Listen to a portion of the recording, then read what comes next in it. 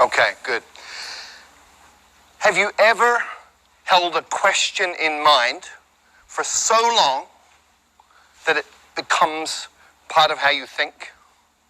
Maybe even part of who you are as a person? Well, I've had a question in my mind for many, many years, and that is, how can you speed up learning? Now, this is an interesting question because if you speed up learning, you can spend less time at school.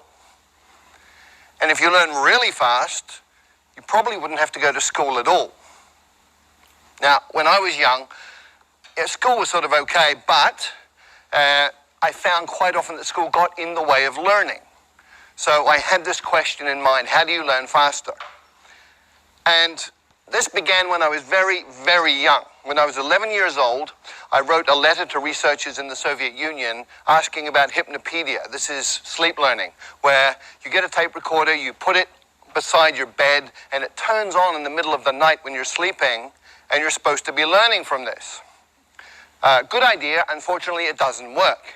But hypnopedia did open the doors to research in other areas, and we've had incredible discoveries about learning that began with that first question.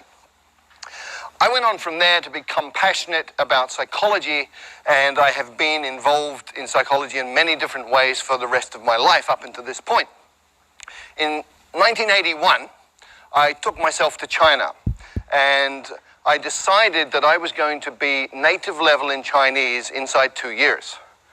Now, you need to understand that in 1981, everybody thought Chinese was really, really difficult and that a Westerner could study for 10 years or more and never really get very good at it.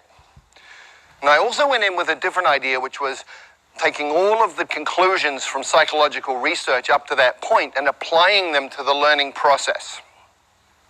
What was really cool was that in 6 months I was fluent in Mandarin Chinese, and it took a little bit longer to get up to native. But I looked around and I saw all of these people from different countries struggling terribly with Chinese. I saw Chinese people struggling terribly to learn English and other languages. And so my question got refined down to, how can you help a normal adult learn a new language quickly, easily, and effectively? Now, this is a really, really important question in today's world. We have massive challenges with environment. We have massive challenges with social dislocation, with wars, all sorts of things going on. And if we can't communicate, we're really going to have difficulty solving these problems. So we need to be able to speak each other's languages. This is really, really important.